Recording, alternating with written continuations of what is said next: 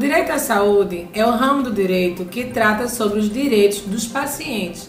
Todas as pessoas que enfrentam problemas de saúde normalmente têm seus direitos resguardados pela legislação.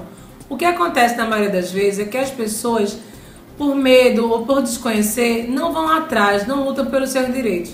Visando justamente ajudar as pessoas que enfrentam esses problemas na justiça, o escritório Câmara Advogados se especializou nesse tipo de atuação.